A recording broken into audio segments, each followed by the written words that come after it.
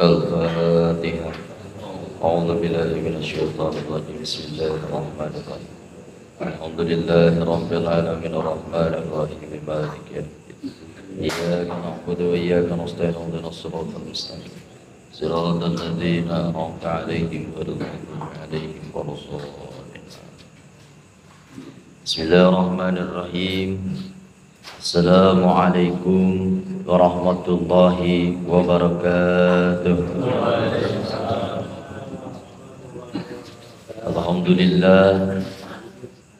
Alhamdulillahilladzi asra bi'abdihi laylan minal masjidil haram ilal masjidil aqsa alladzi barakna hawlahu linuriya min ayatina innahu sami'un basir.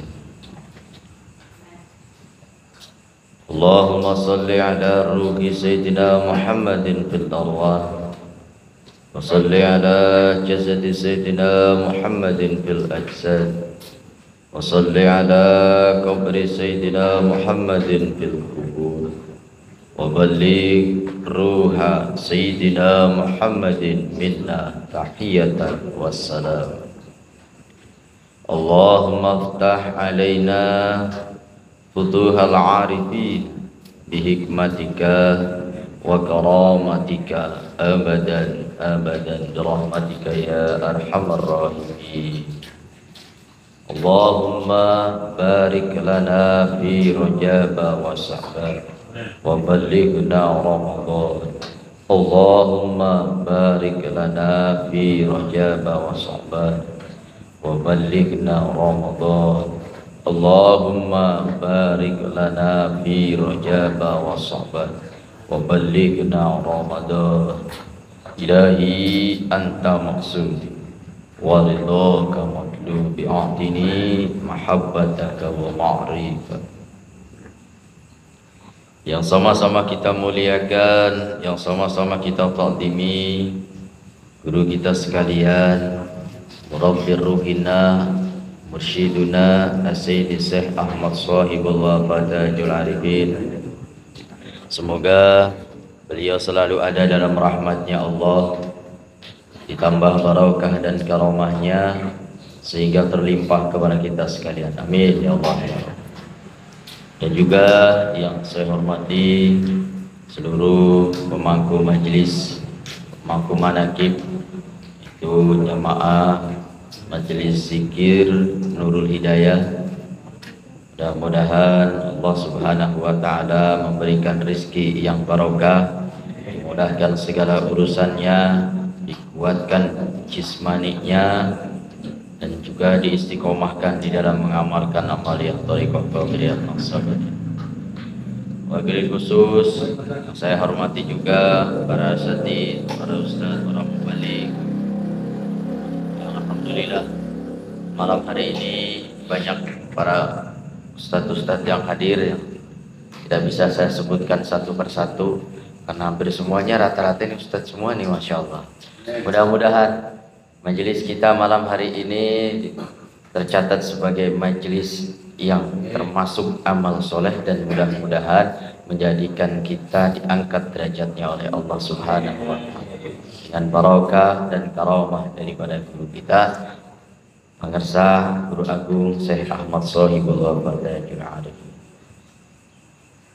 Alhamdulillah sehat semuanya ya. Alhamdulillah. Mudah-mudahan semua selalu diberikan kesehatan.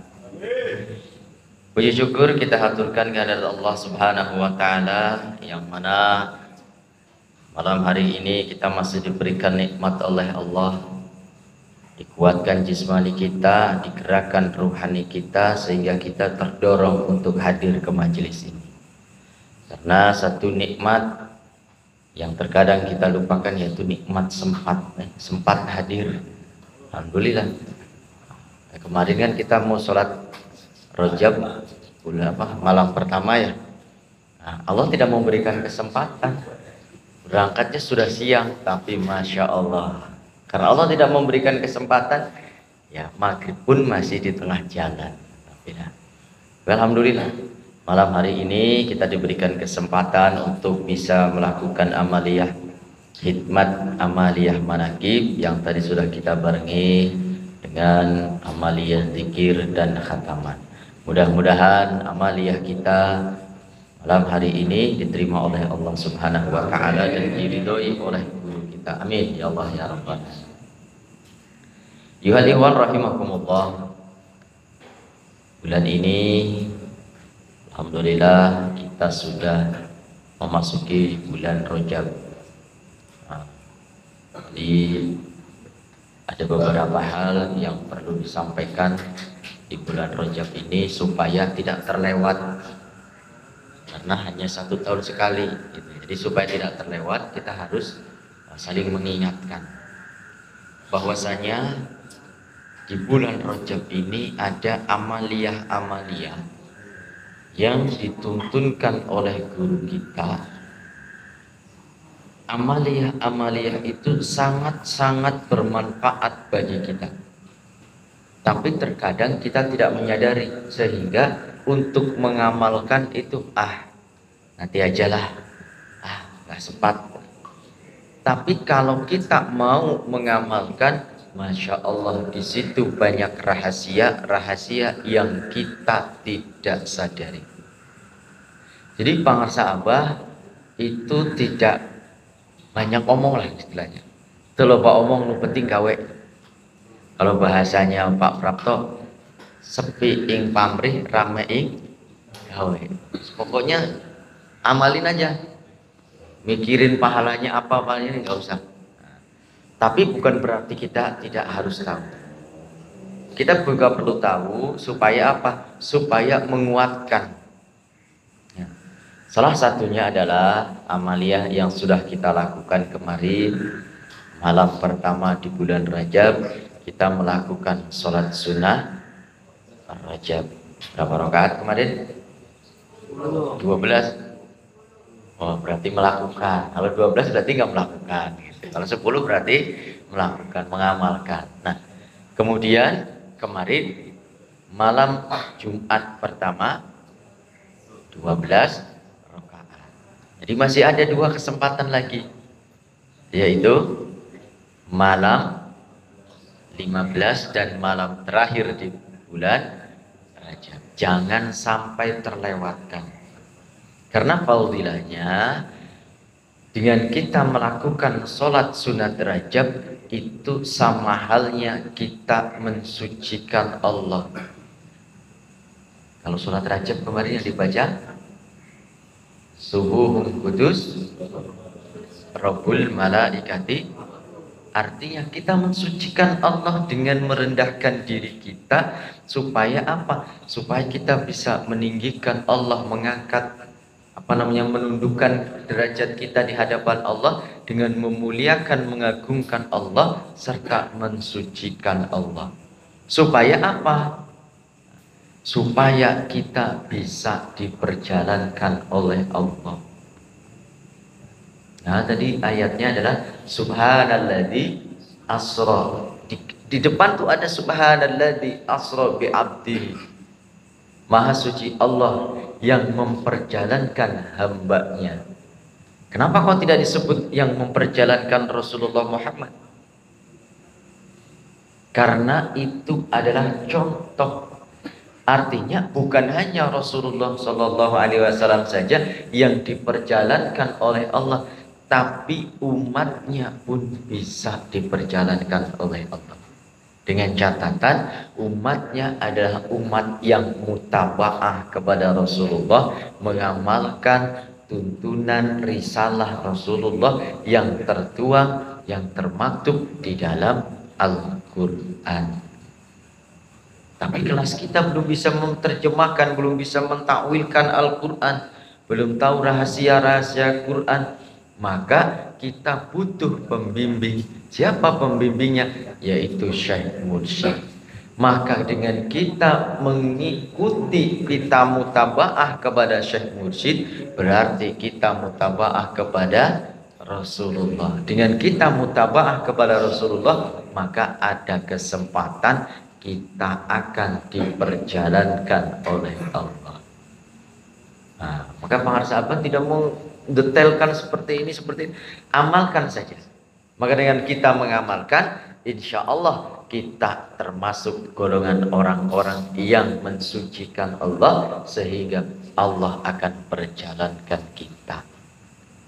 Nah, kalau Allah sudah memperjalankan kita, artinya kita berjalan kemana?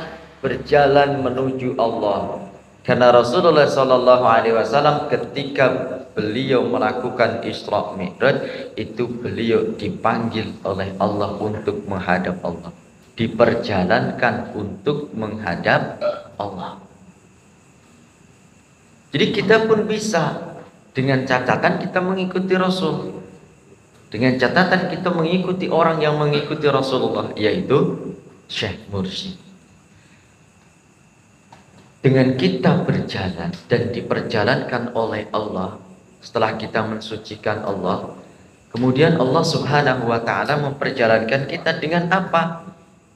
Dengan zahir dan batin kita. Maka apa langkah yang pertama supaya kita bisa diperjalankan oleh Allah, baik zahir ataupun batin? Tidak lain adalah mutabaah kepada Syekh Mursyid, mengambil talqin zikir dari Syekh Mursyid. Begitupun Rasulullah, ketika Rasulullah akan melakukan Isra Mi'raj, Rasul pun dijemput oleh malaikat Jibril yang membawa buraq. Kemudian di situ ada rahasia kenapa buraq yang datang dibawa oleh malaikat Jibril. Ada di dalam manqobah keterangan bahwasanya kaki daripada buraq tadi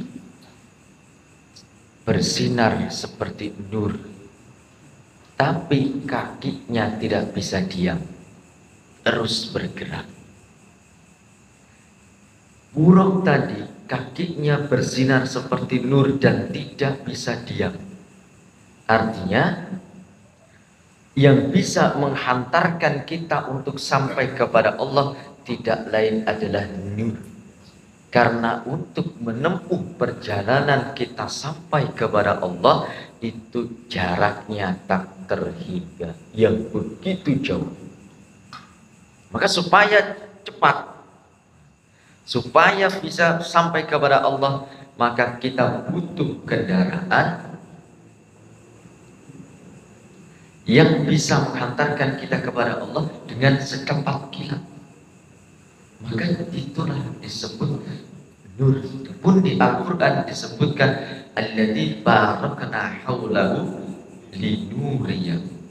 Jadi berangkatnya kita menuju Allah, mi'rajnya kita menuju Allah, Isra'nya kita menuju Allah, itu atas barokah nur. Nah, nur inilah yang harus kita dapatkan. Supaya apa? Supaya pijakan kaki kita ini bisa sampai kepada Allah.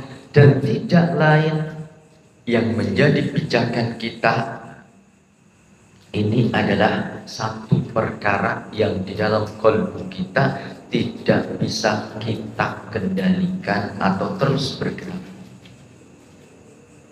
Yang terus bergerak di dalam diri kita tidak lain adalah qalbu. Maka disebut qalbu karena selalu bergerak, tidak pernah diam, seperti kaki buruk tadi. Kalau qalbu kita ini gelap, tidak terisi, tidak menjadi nur, maka tidak bisa menghantarkan kita sampai kepada Allah. Tapi kalau qalbu kita ini terisi dengan nurnya Allah, seperti kaki burung yang bercahaya karena nur tadi, ini yang akan menghantarkan kita kepada Allah. Maka buruk pun meminta kepada Rasulullah bukti. Nah, ketika kakinya tidak bisa diam, kemudian Rasul mengatakan, buruk, kenapa kakimu tidak mau diam? Apakah engkau tidak mau aku naiki? Nah, kemudian buruk menjawab, demi nyawa yang menjadi taruhannya, bukan saya tidak mau dinaiki, tapi saya ingin engkau berjanji, wahai Rasulullah, bahwasanya ketika engkau akan masuk ke dalam surga, tidak lagi naik kendaraan yang lain selain daripada aku. Maka Rasulullah mengiyakan. Tapi buruk, walaupun sudah diiyakan oleh Rasulullah, meminta bukti, meminta tanda, supaya sebagai bukti itu dengan disentuh. Maka di dalam Al-Quran diceritakan Rasulullah menyentuh buruk. Karena saking gembiranya buruk disentuh oleh Rasulullah, maka ruhnya membesar, jasadnya tidak lagi bisa untuk menampung. Kemudian Rasulullah SAW tidak bisa naik buruk tadi. Maka datanglah ruh Rasulullah, ruh daripada Syekh Abdul Qadir Jailani, yang kemudian dipijak oleh Rasulullah sebagai tangga. Artinya, supaya kita bisa sampai kepada Allah, kita pun membutuhkan tangga. Tidak bisa langsung sampai, harus membutuhkan tangga. Apa tangganya? Apa tangga yang terbuat dari bambu teraja, apa sekarang yang aluminium itu ditarik, tidak akan sampai ke langit. Kan katanya Allah ada di langit. Tapi kita bisa sampai kepada Allah dengan tangga. Tangga itu adalah ketersambungan diri kita dengan Syekh. Jadi Rasul menginjak pundak Tuan Syekh. Kemudian Rasul mengatakan bahwasanya, hari ini pundakmu aku injak, maka nanti engkau akan menginjak pundaknya para wali-wali Allah. Yang dimaksud menginjak pundak itu adalah tangga naik untuk sampai kepada Allah, tersambung terus. Nah, kalau tidak tersambung berarti tidak sampai kepada Allah. Kalau tersambung tidak bisa menghindari, kalau tidak tersambung tidak bisa menghindari buruk, maka tidak bisa sampai kepada Allah. Karena yang bisa menghantarkan kita untuk terbang kepada Allah itu adalah kendaraan kita, yang tidak lain adalah qalbu kita. Ketika qalbu kita sudah tenang, terisi dengan nur jamal Allah, maka di dalam hadis disebutkan, ana indal inkisari qulubi. Kata Allah, aku ada di antara pecahnya atau hancurnya atau diamnya hati-hati mereka. Artinya ketika kita sudah tenang qalbu kita, tidak gelisah, tidak galau, tidak kemerungsung, maka disitulah kita akan bisa melihat keindahan-keindahan Allah. Mata batin kita akan menjadi tajam. Kalau tidak percaya, buktikan. Sekarang kalau kita zikir nggak punya duit, pasti zikirnya mikirin, aduh gimana nyari tangan kemana ini. Tapi zikir padahal. Tapi kalau kita zikir, beras ada, lauk ada, uang ada, istri sudah dinafkahi semuanya, zikir pun tenang. Tapi kalau zikir gak punya beras, istrinya zikir terus, beras gak punya, pasti ada gangguan. Artinya ketika kita tenang, qalbu kita tenang, disitulah kita akan melihat keindahan Allah. Minimum bisa khusyuk dengan ketenangan. Dan tidak lain yang bisa membuat kita tenang itu adalah zikrullah. Maka supaya kita tenang, supaya kita bisa sampai kepada Allah, yang pertama harus kita cari, langkah pertamanya adalah mendapatkan talqin zikir daripada Syekh Mursyid. sebagai pintu gerbang tersambungnya kita dengan tangga tadi. Jadi ketika kita mendapatkan talqin zikir, bukan hanya sekedar ilmu yang kita ajarkan. Oh, mengucapkan kalimah la ilaha illallah itu bukan hanya sekedar itu, tapi lebih ke menyambungkan rohani kita sampai kepada rohaninya Nabi kita Muhammad SAW. Maka tidak sembarangan kita mendapatkan talqin zikir dari orang-orang, tapi hanya orang-orang yang diberikan kewenangan oleh Allah melalui syekh mursyid, diberikan ijazah, diberikan izin untuk mentalqin. Jangan sembarangan. Karena kalau sekedar mengajarkan ilmunya, ya mohon maaf. Kalau cuma mengajarkan ilmunya, bocah kecil pun bisa. Bahkan kita saja kalau tiap hari ada burung beo, assalamualaikum, assalamualaikum pun bisa. Kita ajari la ilaha illallah, burung beo pun bisa. Tapi menyambungkan rohaninya, membukakan pintu kalbu kita, ini yang sulit, yang tidak bisa kita dapatkan selain daripada orang-orang yang sudah diberikan izin. Nah, langkah pertama adalah mendapatkan talqin zikir untuk bisa sampai kepada Allah. Alhamdulillah sudah semuanya ya. Alhamdulillah satu langkah sudah kita lakukan. Jadi kalau sudah mendapatkan talqin zikir, jangan terus aku sudah sampai kepada Allah. Itu baru satu langkah, baru langkah pertama, baru pembukaan. Jangan sudah merantang-rantang sudah mendapatkan talqin zikir saja sudah merasa sampai, wah, merasa paling dekat sama Allah, merasa sudah paling alim, merasa sudah paling pandai. Itu baru langkah pertama. Maka langkah-langkah selanjutnya itu tergantung kita mau satu langkah terus berhenti, atau bahkan kembali, atau mau meneruskan langkahnya untuk sampai kepada Allah. Maka Rasul ada dua perjalanan, yaitu Isra dan Mi'raj.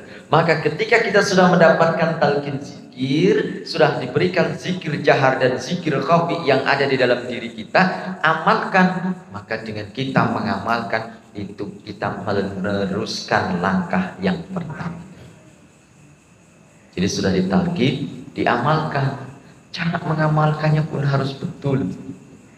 Jangan asal, jangan lalu-lalang. Harus betul-betul kita perhatikan supaya ada rasanya. Maka ketika kita berzikir pun harus jelas. Ketika kita berzikir pun harus tepat. Gerakannya harus tepat, tarikannya harus tepat. Supaya apa? Supaya rasanya ada, kena rasanya. Ada yang suka pijit, yang udah pernah dipijit? Sudah. Ada yang pernah pijit kaki, apa namanya, saraf ya? Kalau kita yang mencet-mencet begini-begini mah gak biasa aja, gak kerasa. Padahal udah pakai tenaga ini, gak apa-apa, gak kerasa. Tapi begitu kita pijit ke tukang pijit yang tahu titik-titik sarafnya, perasaan baru dicolek tapi sudah terasa sakit. Bener ya? Ya kan?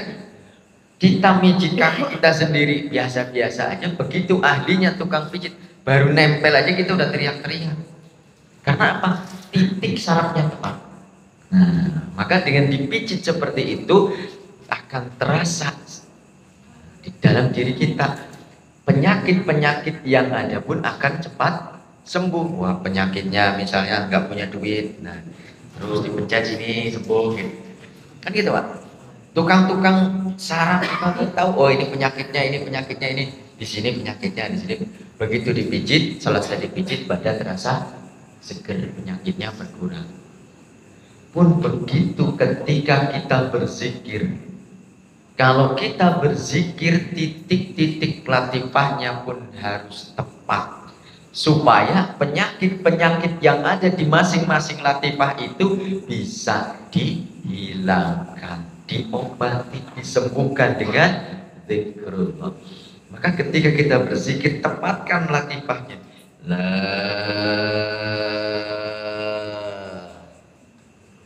tarik betul-betul, rasakan, isi dengan zikir khafi, titik latifahnya betul-betul kita bayangkan betul-betul titik latifahnya. Jadi ketika kita mengucap kalimat la, berapa latifah? 3 latifah. Apa saja? Apa? Nafs. Ini 3 latifah. Titiknya harus tepat. Maka ketika kita menarik zikir la, sampaikan ke ubun-ubun getarannya kita rasakan. La, panjangkan la-nya. Jangan la, jangan la, pendekin, tapi panjangkan. 3 yang pertama itu harus betul-betul tepat. La, maka akan terasa getarannya naik sampai ke otak kita. Isi dengan zikir khafi getaran-getaran itu. Nah, supaya apa? Supaya titik-titik latifahnya tepat. Jadi penyakit-penyakit yang ada itu tepat. Begitu kita mengucapkan kalimat la yang dipanjangkan sampai ilaha illallah, itu 4.000 dosa besar Allah gugurkan. 1 kali mengucapkan kalimat la ilaha illallah dengan tepat, dengan tartil, dengan dipanjangkan kalimat la-nya. Karena apa? Karena mengagungkan Allah. Karena pada dasarnya ketika kita berzikir la ilaha illallah, itulah kita mi'raj menuju Allah, menembus langit yang ke-7.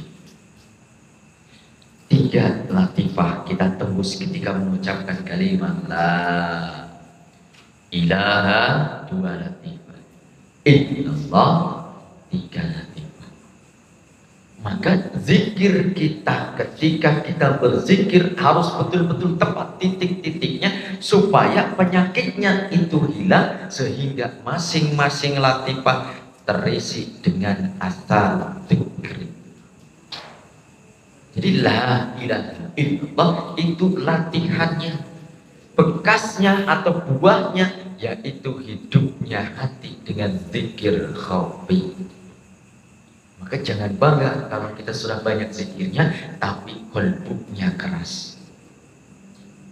Karena zikir khafi itu akan timbul dengan banyaknya zikir jahar, dan zikir jahar itu tujuannya adalah untuk menghidupkan qalbu kita.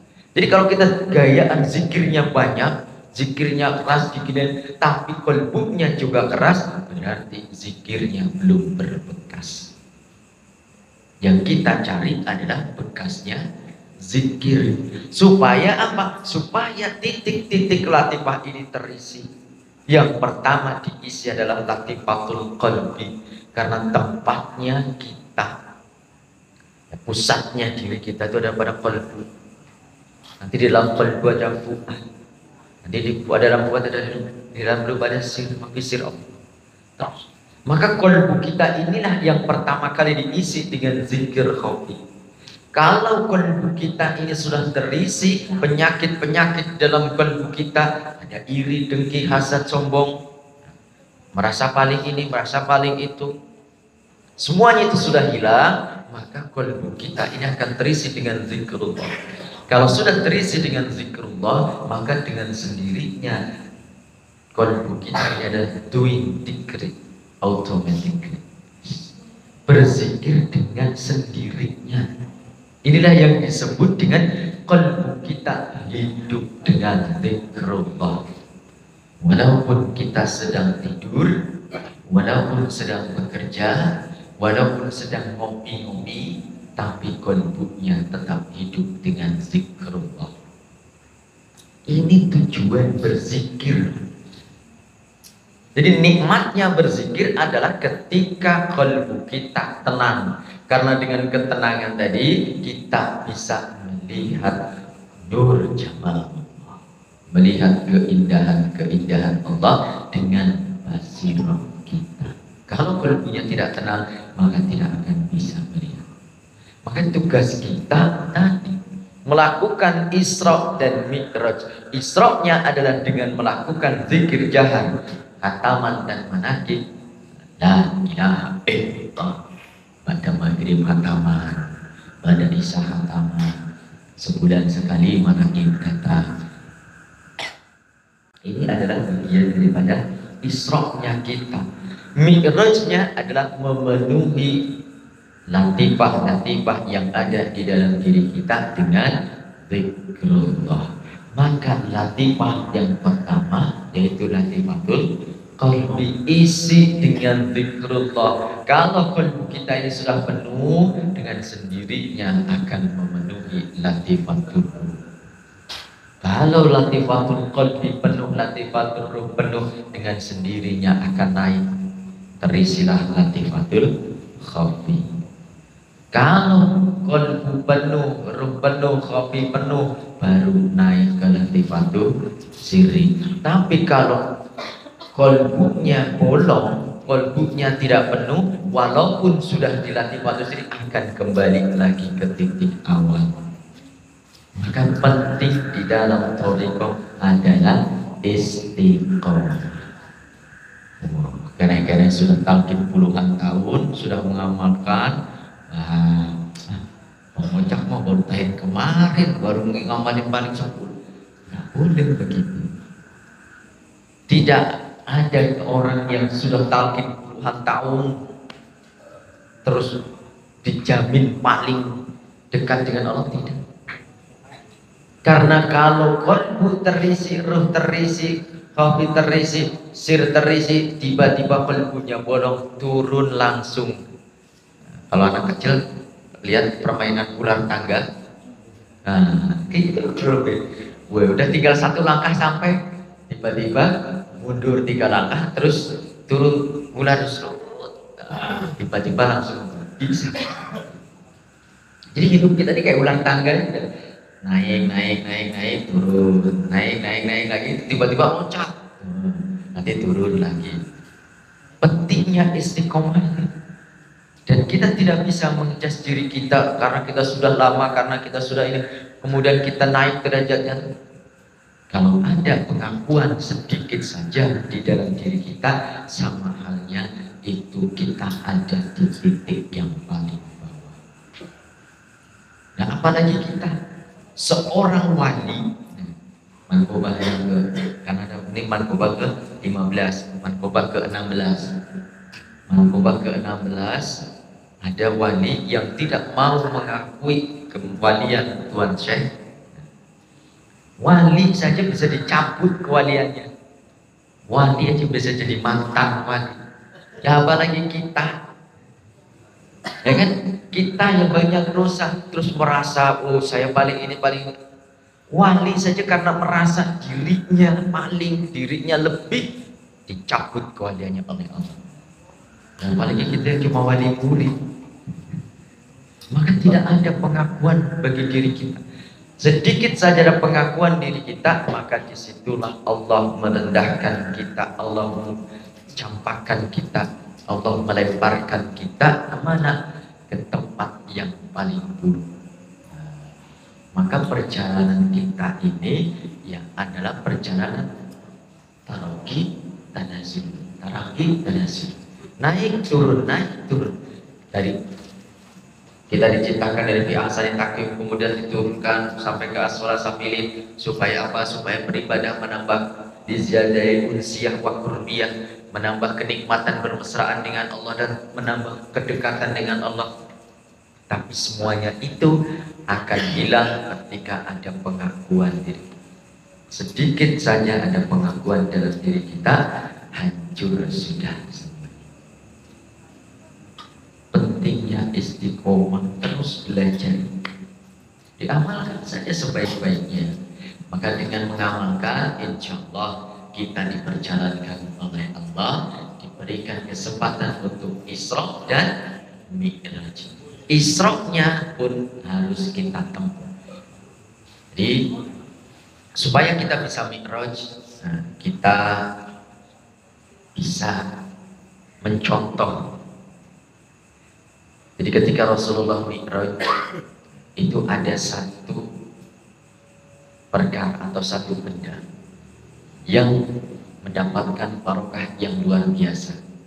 Benda itu hina, benda itu tidak berharga, tapi begitu ikut nempel kepada Rasulullah, benda itu menjadi lebih mulia daripada malaikat.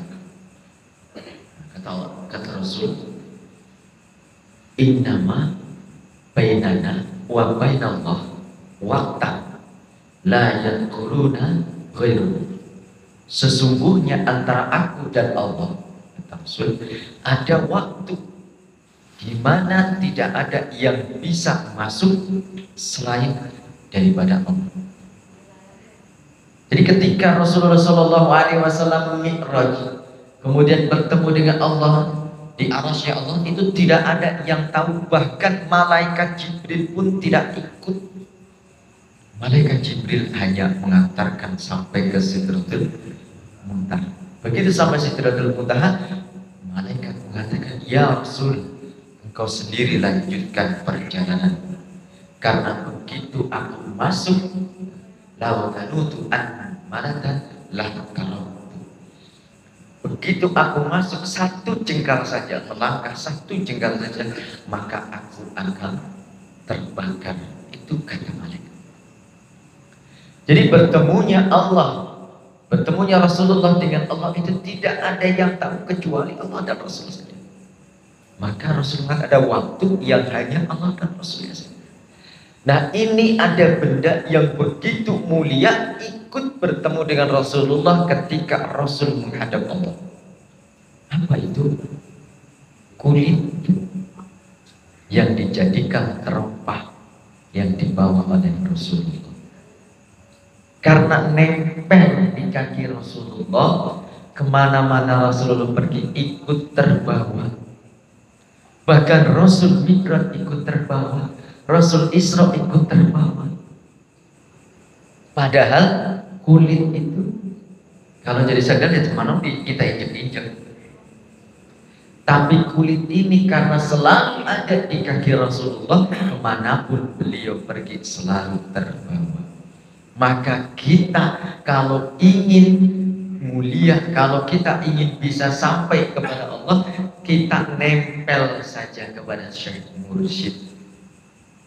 Kalau kita nempel kepada Syekh Mursyid, kemanapun Syekh Mursyid pergi, akan kita ikuti. Tuturkan, pokoknya tuturkan ya. Jangan sampai ada jarak antara kita dengan Syekh Mursyid, supaya ya minimum jadi debu. Kalau nempel di kaki mursyid, ya kemana-mana pun akan terbang. Terompah tadi, walaupun cuma tarompah sandal, tapi karena dipakai oleh Rasulullah, kemanapun Rasul pergi akan terbang. Maka penting bagi kita untuk menguatkan kecintaan kepada Syekh Mursyid, sehingga tidak ada lagi hijab antara kita dengan Allah kecuali hijab cinta kepada Syekh Mursyid. Hijab kepada Syekh, cinta kepada Syekh Mursyid itu pun masih hijab, tapi itulah hijab yang paling tipis. Kalau kita sudah cinta kepada Syekh Mursyid, kita memfanakan diri kepada Syekh Mursyid, maka fana fillah, pintu gerbangnya adalah fana fisyekh. Kalau kita sudah memasrahkan iradah kita, memasrahkan semua keinginan-keinginan kita kepada Syekh Mursyid, maka sama halnya kita memfanakan iradah kita kepada Allah, memfanakan diri kita kepada Allah. Jadi fana fisyekh, mengikuti apapun semuanya yang menjadi iradah Syekh Mursyid. Itu adalah bagian daripada muqaddimah atau pintu gerbang fanaknya kita kepada Allah, sampainya kita kepada Allah. Maka guru kita, para sahabat, sudah memberikan tuntunan yang begitu sistematis. Jadi kita tidak usah bingung ilmunya tadi begini, bagaimana cara mengamalkannya. Kalau kita bisa mengamalkan zikir, hataman, manakib, dan terus dikontrol dengan tanbih. Nah, tadi Pak Prabto baca tanbih, Kami sudah bisa mengamalkan takbir belum? Kalau ada yang belum kita amalkan, oh berarti masih jauh. Padahal ngamalkan satu aja susah. Kan ulah nyewa kajian manu mikang ewa kamanis. Tonggoro nu mikang ewa, anu tersepaham ke, dingewaan ke urang gitu nah. Susah lah. Maka takbir ini menjadi tolak ukur kita seberapa besar asal zikri itu ada di dalam diri kita. Nah, ayo kita sama-sama bareng-bareng belajar berzikir, belajar dengan tepat menghilangkan penyakit-penyakit yang ada di dalam diri kita. Dengan apa? Dengan zikir yang tepat, seperti halnya orang yang sedang memijit titik-titiknya tepat supaya penyakitnya cepat hilang. Kira-kira bisa dipahami ya? Ini sudah jam 11, jadi saya jam 12 harus sampai rumah, jadi kurang lebih 1 jam lah. Mudah-mudahan apa yang saya sampaikan manfaat, dan insya Allah mudah-mudahan kita selalu diberikan kenikmatan oleh Allah untuk selalu berpegang teguh, untuk selalu menjaga ketersambungan dengan Syekh Mursyid, untuk selalu cinta kepada Syekh Mursyid kita yaitu Pak Sabano, dan mudah-mudahan Allah Subhanahu wa Ta'ala selalu menjaga kolbu kita untuk tetap yakin akan kewalian dan kemursyidan para sahabat. Mudah-mudahan kita selalu berikan kesehatan, dan mudah-mudahan kita bisa dipertemukan kembali untuk tetap mengkaji ilmu-ilmunya Allah, mengamalkan amaliyah-amaliyah daripada guru kita. Amin ya Allah ya Rabbal alamin.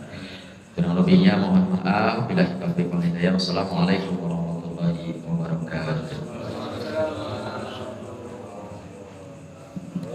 Allahumma salli ala nabiyil hashimi Muhammadin wa ala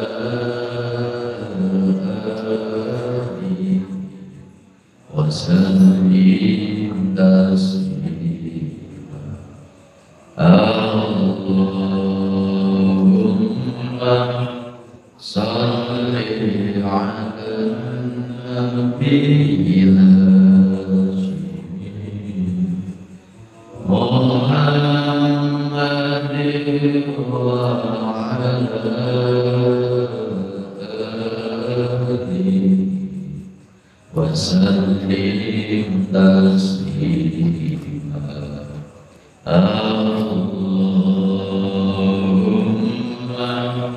salli ala nabiyil hashimi Muhammadin wa ala alihi wa sallim taslima. Allahumma salli wa sallim wa barik alaihi. Salatullah